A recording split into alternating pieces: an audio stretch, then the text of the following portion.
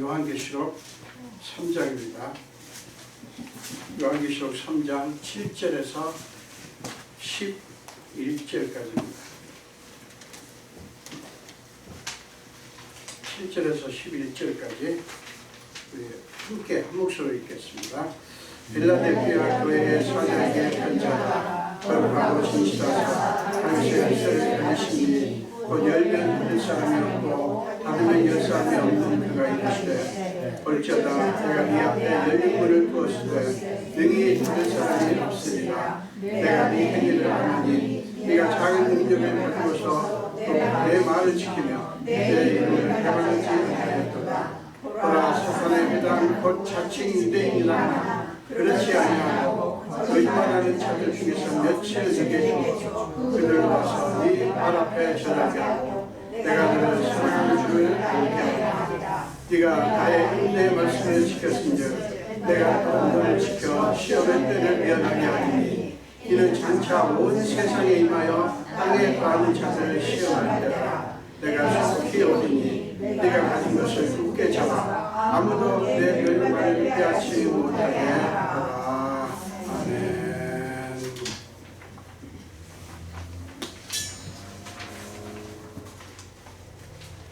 네, 오늘 함께 봉독하신 말씀으로 인생을 올바르게 판정하실 유일한 관계이라는 제목으로 함께 은혜를 나누겠습니다. 본문은 요한이 소아시아 지방의 7교회에 보내는 편지들 중에서 6번째 수신자인 빌라델피아 교회에 관한 이야기입니다. 이 교회는 서머나 교회와 함께 7교회 중에서 서머나 교회와 함께 책망은 받지 않고 칭찬만 받은 교회예요.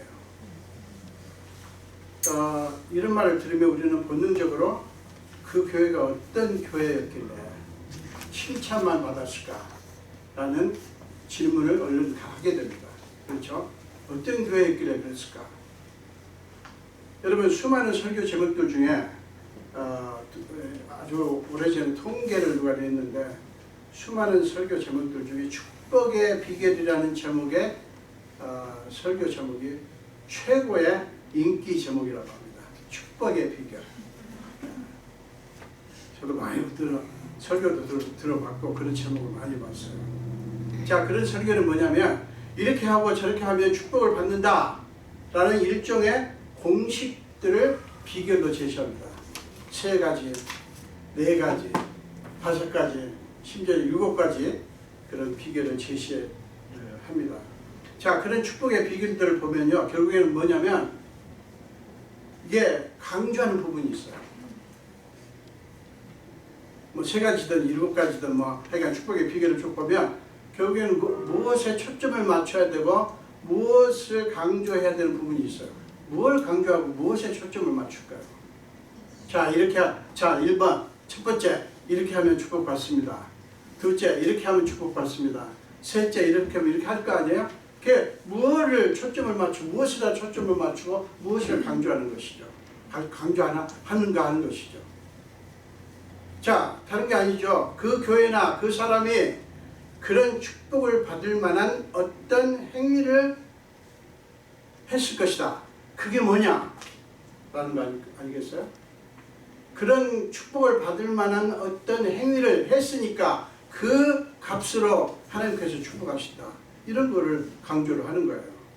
결국 뭡니까? 그것은 그 사람이 그리고 그 교회의 행위에 초점을 맞추는 거예요. 그리고 그 행위를 강조하는 거예요. 그러니까 축복을 받냐 못 받냐는 문제는 누구한테 달려있어요? 당사자, 개인이나 교회한테 달려있다고 생각하는 거예요. 여러분 어떻게 생각하세요? 맞다고 생각하십니까? 네, 맞습니다. 자, 그렇다면 빌라델피아 교회가 칭찬만 받은 것은 그 교회가 그런 우리가 알고 있는 지금 듣고 있는 축복의 비결 그 원리에 딱 들어맞았기 때문이었을까요? 자, 출애굽기 33장 19절에서 우리는 하나님의 축복의 원리를 발견할 수가 있어요.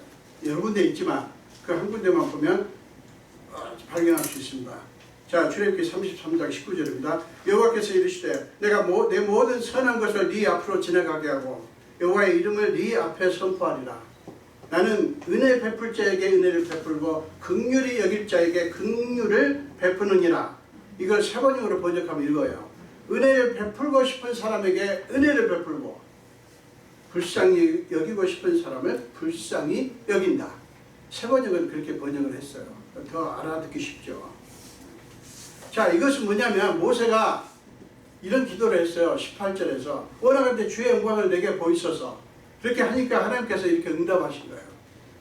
나는 은혜 베풀 자에게 은혜 베풀고 나는 긍휼히 여길 자를 긍휼히 여긴다. 결국 뭡니까? 모세 행위를 강조하는 게 아니라 하나님의 주권적인 은혜를 강조하는 거예요. 네가 나에게 주의 영광을 보이소서라고 요청했기 때문이 아니라 그냥 내가 네게 은혜를 베풀고 싶고 불쌍히 여기고 싶어서 나의 영광을 보여주는 것이다. 이 말이에요. 이걸 강조하는 거예요. 하나님이. 뭐예요? 하나님의 주권. 하나님의 마음이에요. 그러므로 하나님이 우리에게 은혜를 베푸시고 복을 주실 때 착각하면 안 돼요. 내게 자격이 있어서 받은 걸 거야 라고 우쭐해하는 거, 그런 일이 많습니다. 그리고 뭔가 복받지 못한 사람들 향해서 받았거든? 이런 식으로 이게 여러분이 그렇죠? 너무 어처구니가 없는데 의외로 있어요. 그렇게 재는 분들이 있어요. 큰 착각이죠. 사실 우리는 어떻게 해요? 하나님의 은혜를 베푸신 거다. 내가 잘나서가 아니라. 그리고 겸손히 엎드려야 되는 거죠. 여러분, 바로 이것이 빌라델피아 교회에 적용되는 원리예요. 하나님의 은혜를 베풀고 싶어서 베푼 거지 빌라델피아 교회에 뭐가 있는 게 아니에요. 이 원리의 핵심은 뭡니까? 그 교회 그리고 그 개인의 훌륭함이 아니라 뭐예요? 하나님의 주권적인 은혜를 강조하는 거예요. 자, 우리 본문 7절 말씀을 보세요. 거룩하고 진실하사 다윗의 열쇠를 가지시니 곧 열면 닫을 사람이 없고 닫으면 열 사람이 없는 그가 이르시되. 그런, 여러분 그렇게 말씀을 지금 합니다. 자, 다윗의 열쇠를 가졌다. 열면 닫을 사람이 없고 닫으면 열 사람이 없다. 이게 뭐예요? 하나님의 권세를 얘기합니다. 이런 권세를 지니신 하나님이 그 권세로 그 교회를, 빌라델피아 교회를 축복하셨다고 하는 것을 강조하는 거예요. 어떤 축복이죠? 8절 보세요. 8절 앞부분입니다. 볼지어다 내가 네 앞에 열린 문을 두었을 때 능히 닫을 사람이 없으리라. 내가 네 앞에 열린 문을 두었다. 이게 뭐예요? 엄청난 축복입니다. 이게 다른 게 아니에요. 모든 가능성을 열어주신다는 거예요. 그런 뜻 아닙니까? 너희한테는 너의 앞날에는 모든 가능성이 있다. 이거 아닙니까? 그걸 막을 자가 없다는 그런 축복을 주셨으니 이게 놀라운 축복 아닙니까? 그런데 그 축복을 하신 하나님이 바로 이어서 매우 의미 있는 말씀을 합니다. 8절 뒷부분입니다. 내가 네 행위를 아노니 네가 작은 능력을 가지고서도 내 말을 지키며 내 이름을 배반하지 아니하였도다. 이 배반하지 아니었다라면 나를 모른다고 하지 않았다, 그 뜻이에요. 네가 작은 능력을 가지고서도 하나님이 아시는 거예요. 여러분, 내가 네 행위를 아노니라는 이 말씀은요, 하나님이 그들을 알아주시고 있다는 뜻이에요. 알아주시는 거예요. 그리고 그들을 보고 깊은 감동을 받으셨다고 하는 것을 의미합니다. 뭘 알아주셨을까요? 그들이 작은 능력을 가지고서도 불평하거나 낙심하지 않고 하나님의 말씀을 지키고 하나님을 기억하고 믿음을 버리지 않았다고 하는 것을 알아주신 거예요. 그러니까 이 작은 능력을 가지고서도, 이 말은 뭐예요? 하나님이 기대하지 못했다는 거잖아요. 세상에 네가 그렇게 작은 것으로도 그렇게 했구나. 하나님의 마음이 느껴지십니까? 어쩌면 그렇게 그런 힘으로 어떻게 그렇게 했니? 네가 그런 상황인데 어떻게 나한테 그렇게 할 수 있었니? 이거 아닙니까? 여러분, 작은 능력이라고 하는 헬라의 원어의 의미는요, 능력이 거의 없는 상태를 말합니다. 조금이라도 있는 게 아니고 거의 없는 상태를 말해요.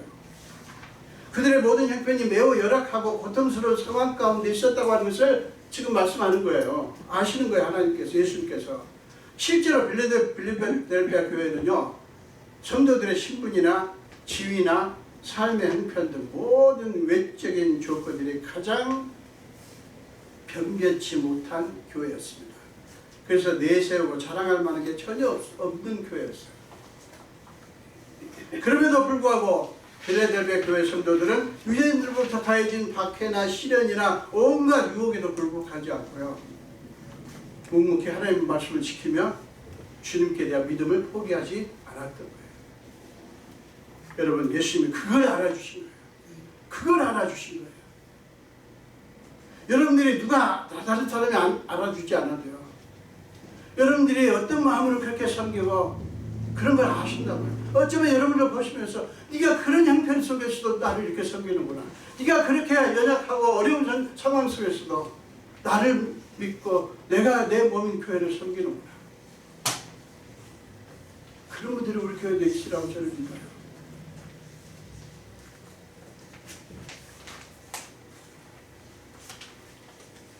8절 뒷부분 말씀, 그게 뭐죠? 내가 네 행위를 아노니 네가 작은 능력을 가지고서도 내 말을 지키며 내 이름을 배반하지 않았다. 이 말에 뜻이 있습니다.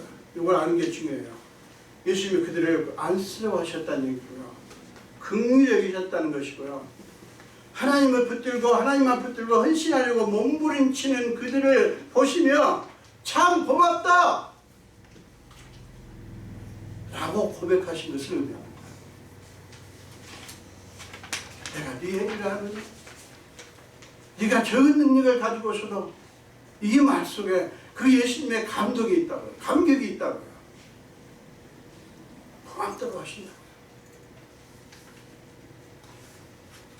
예수님은 그들을 보시며 감동의 눈물을 흘리셨던 거예요. 이런 장면을 마태복음 25장 34절부터 36절에서도 볼 수가 있습니다. 자, 마태복음 25장 34절부터 36절을 보겠습니다. 그때 임금이 그 오른편에 있는 자들에게 이르시되 내 아버지께 복받을 자들이여, 나와 창세로부터 너희를 위하여 예비된 나라를 상속받으라. 내가 줄일 때 너희가 먹을 것을 주었고, 목마를 때 마시게 하였고, 나그네 되었을 때 영접하였고, 벌벗을 때에 옷을 입혔고, 병들었을 때 돌보았고, 옥에 갇혔을 때 와서 보았느니라. 여러분, 이 말씀을 듣고 당사자들은요, 정작 당사자들은 우리가 언제 그렇게 했나요? 라고 의아해했어요. 그렇지만 주님은 그들의 행위를 다 알아주신 거예요. 본인들은 몰랐다니까요. 몰랐으니까 자랑도 안 했죠. 나 이거 했어! 이런 거 안 했죠. 몰랐으니까. 자기들이 뭘 했는지 몰랐으니까. 근데 예수님께서 알아주신 거예요. 빌라델피아 교회를 향한 예수님의 마음이 그런 마음이었어요. 오늘 교회 창립 27주년을 맞는 우리 교회를 향한 예수님의 마음이 이런 마음이라고 저는 믿습니다. 믿습니까? 아멘. 별로 자신이 없어 하시는데 여러분 믿으십시오. 어쩌면 우리 교회도 빌라델피아 교회 못지않게 작은 능력의 교회일지 모릅니다. 근사하게 내세우고 자랑할 만한 것은 별로 없는 교회일지 모르지만 세상 풍조를 따르지 않고 믿음을 지킴으로써 주님이 우리 교회를 보시면서 감동하시는 그런 교회가 되었으면 좋겠습니다. 내세울 건 없어. 자랑할 건 없어. 자, 우리 교회 이렇게 멋있어. 이렇게 사람들이 많아. 아, 우리 교회는 이렇게 판사들도 있고 검사들도 있어. 우리 교회는 뭐 강남에 어디는 그런답니다. 우리 교회는 판사가 아마 150명이고 뭐 국회의원이 뭐 저 50몇 명이고 막 그런답니다. So what? 부끄러운지도 모르고 그런 걸 잘해요. 우리 교회는 그런 거 없어요. 없지만 사람 숫자도 적지만 뭐 하나를 하나님께서 보실까요? 주님을 향한 마음을 보신다고요. 그러면 된 거예요. 그러면 된 거예요. 우리 교회 너무너무 값진 교회입니다.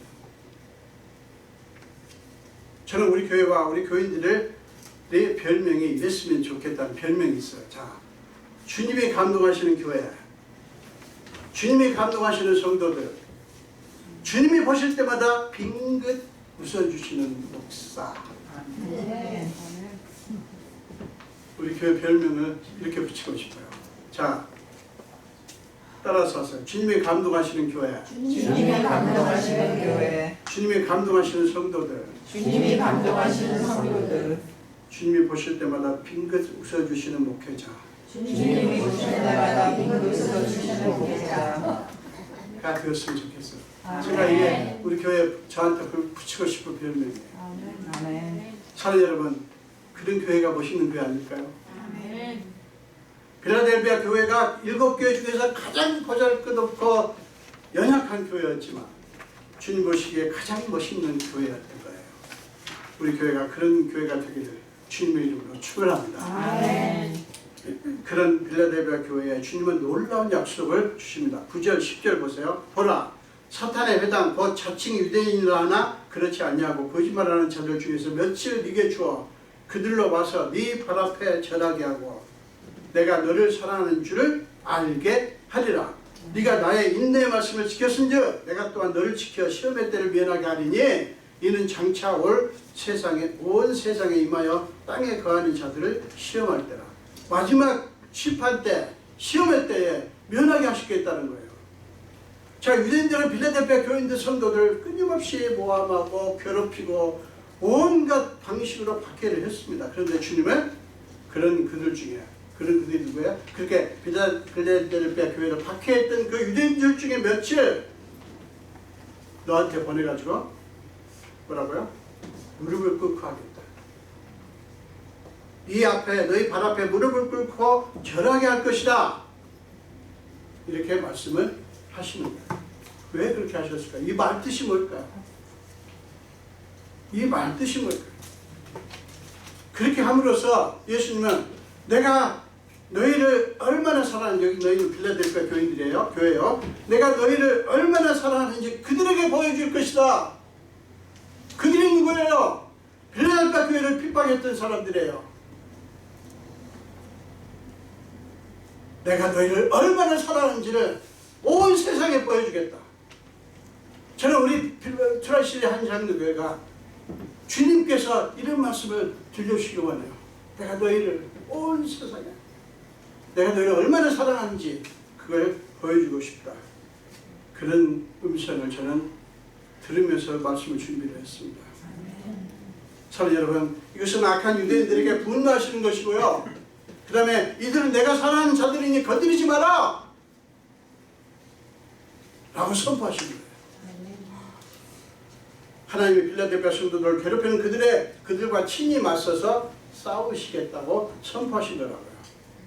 그뿐만 아니라 하나님은 세상에 임할 환난의 때 그 시험을 면하게 하겠다는 약속까지 주셨습니다. 여러분 예수님은 그렇게 저와 여러분을 바라보고 계셔요. 예수님 마지막으로 한 가지 부탁을 하십니다. 11절에 내가 속히 오리니 네가 가진 것을 굳게 잡아 아무도 내 멸류관을 빼앗지 못하게 하라. 여러분 이 말씀이 뭐냐면 너희에게는 내가 준 멸류관이 있다. 오늘 세례를 받은 한갈참에게도 주님이 주시는 멸류관이 있어요. 버거킹에 가면 이 줄 씌워지는 그런 것도 말고 멸류관이 있다. 내가 속히 올 텐데 그때까지 네가 가진 것을 굳게 잡아라. 이거는요 명령이 아니라 격려하는 거예요. 이 말씀은 너희 힘으로 그렇게 하라는 것이 아니에요. 내가 너희를 지킬 것이니 지켜줄 것이니 인도할 것이니 두려워하지 말고 나만 바라보아라. 싸우는 것은 내가 싸울 것이다. 너희가 할 일은 두려워하지 말고 나만 바라보는 거라는 거예요. 열심히 원하는 건 네가 열심히 해서 믿음을 지켜라 이게 아니에요. 나만 바라보아라. 내가 너희와 싸울 것이다. 그렇게 하시면서 격려하시고 지금 필라델피아 교인들을 안심시키는 거예요. 저도 예수님의 이름으로 여러분을 안심시키기를 원합니다. 여러분 두려워하지 마십시오. 그냥 하나님 바라보시고 하나님 믿으십시오. 어떤 하나님이요? 우리와 함께 싸우실 분명합니다. 저를 위해서 하나님과 싸우신 경험 수도 없이 했어요. 그게 우리의 믿는 특권이더라고요. 그게 우리 하나님의 자녀된 우리의 특권이더라고요. 사랑하는 여러분, 잊지 마십시오. 오직 하나님만이 우리 인생을 가장 올바르게 판정하실 수 있는 유일한 관계이십니다. 우리가 무엇을 하든 오직 예수님을 바라보아야 되는 까닭이 그거예요. 사람들이 뭐라고 해도 소용이 없어요. 여러분 생각해 보세요. 모든 사람들이 다 여러분을 칭찬해요. 너무너무 멋있다, 너무 잘한다 칭찬해도 만약에 예수님이 내가 너희를 도무지 알지 못하니 불법을 행하는 자들아 내게서 떠나가라 그렇게 하시면 그게 다 무슨 소용이 있어요. 세상에서 받았던 영광, 세상에서 받았던 찬사, 세상에서 받았던 그 수많은 환호 수없이 받아봤자 예수님이 내가 너를 모른다 이래버리면 무슨 소용이 있냐고요. 근데 많은 사람들이 세상의 영광 그렇게도 사모하고 좋아하면서 예수님은 너무나 하답지 않게 시답지 않게 여기는 사람들이 있다. 교인들 중에. 여러분 이치학 펄만이라고 하는 바이올리니스트 아십니까? 제가 여기가 인터넷이 안 돼가지고 띄워드릴 수가 없는데 이치학 펄만이라고 하는 이스라엘 출신의 바이올리니스트가 있습니다. 여러분 일화를 좀 소개하려고 합니다. 그는 4살 때 중증 소아마비를 앓고요. 그때부터 이제 걷지를 못하고 목발을 사용해야 겨우 이렇게 걸을 수 있고 연주할 때도 늘 그래서 앉아서 연주를 하는 최고의 금세기 최고의 연주자입니다. 그는 온갖 질시와 멸시 가운데서 줄리아드 음악학교를 졸업을 했고요. 그리고 드디어 1963년 카네기홀에서 데뷔 연주회를 갖게 되었습니다. 그의 데뷔 연주회는요 냉소적인 분위기 속에서 시작됐습니다. 아무도 기대를 안 했다는 거죠. 다 무시했다는 거죠. 그런 가운데 이제 데뷔 연주회가 시작됐습니다. 목발을 짚고 무대에 오른 그는 혼신을 다해 연주를 했습니다. 그는 연주하는 동안 간간히 자기 스승 이반 갈라미안을 바라볼 뿐 연주의 모든 것을 걸었습니다. 드디어 땀으로 범벅이 된 채 연주를 마쳤을 때 수많은 청중이 일어나서 기립박수를 보내며 환호했습니다. 그러나 그의 눈은 환호하는 그 청중을 향하지 않았어요.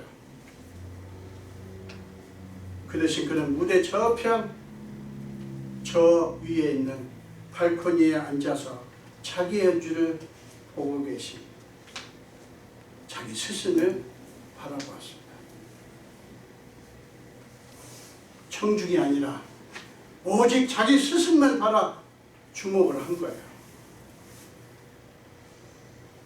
그의 관심은 청중의 환호가 아니라 오직 스승에게 있었기 때문에 그래요. 왜 그렇게 했습니까? 그에게는 모든 청중이 보내는 환호나 기립박수가 아니라 자기 스승이 자신의 연주를 어떻게 보시는가가 훨씬 중요했던 거예요. 청중이 환호하고 난리 났지만 그게 중요한 게 아니었어요. 우리 내 스승이 뭐라고 하시나?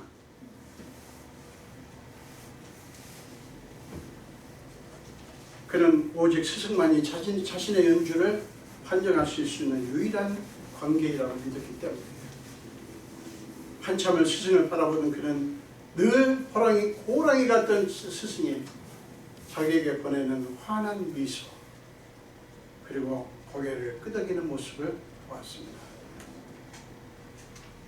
이치학 펄만은 눈물이 글썽이죠. 그제서야 기립박수를 보내는 청중을 향해서 감사 인사를 드리면서 청중들 하여금 발코니에 자기 스승을 바라보도록 자기 스승을 소개를 합니다. 참 여러분, 저는 이 일화를 늘 생각합니다. 이 스승이 누굽니까? 우리 주 예수 그리스도예요. 오직 이분이, 오직 예수님만이 우리 인생의 연주를 보시고 잘하였도다 착하고 충성된 종아 네가 작은 일에 충성하였으면 내가 많은 것을 네게 맡기리라. 맡기리니 내 주인의 즐거움에 참여할지어다 라고 판정하실 수 있는 유일한 관객이시고 최고의 스승이시다. 여러분 세상 영광 받으면 좋습니다. 그러나 그게 중요하지 않아요. 예수님이 우리한테 뭐라고 하시나 그게 중요합니다. 그러므로 사랑하는 여러분, 사람들 이 세상의 찬사에 우쭐해하거나 교만에 빠지지 마시고요. 다른 사람들의 비난에 위축되거나 낙심하지 마십시오. 그리고 여러분이 이런 것들이 너무 초라하고 형편없다고 한탄하지도 마십시오. 여러분 많은 분들이 한탄합니다. 나는 왜 이 모양으로 이렇게 사는지 모르겠다. 내가 이런 것은 뭔지 모르겠다. 아니요, 그렇잖아. 상관없어요. 왜 그런지 아세요? 사람은 저와 여러분을 제대로 판정할 존재가 전혀 아니에요.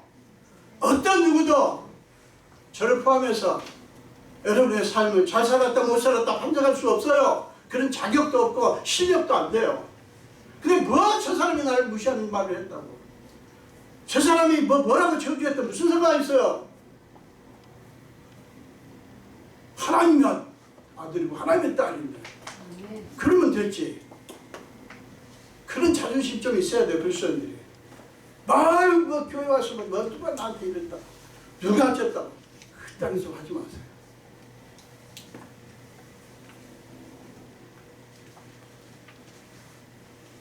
사무엘상서 16장 7절에 보면 이런 말씀이 나와요. 내가 보는 것은 사람과 같지 아니하니. 맞습니다. 사람과 같으면 그분 어떻게 믿겠어요? 아니하니 사람은 외모를 보거니와, 외모라는 게 뭐예요? 겉으로 나타나는 모습만이 아니라 우리의 겉으로 나타나는 모든 인간적인 것을 말하는 거예요. 보거니와 나 여호와는 중심을 보느니라. 아멘. 여러분 이 세상 우리가 이룬 업적이나 공로, 사회적인 신분이나 소유를 보고 우리 인생을 가치 있다고 판단하지만 하나님은 우리의 중심, 즉 우리의 진심, 우리의 진짜 가치를 다 알아보시고 올바르게 판단하십니다.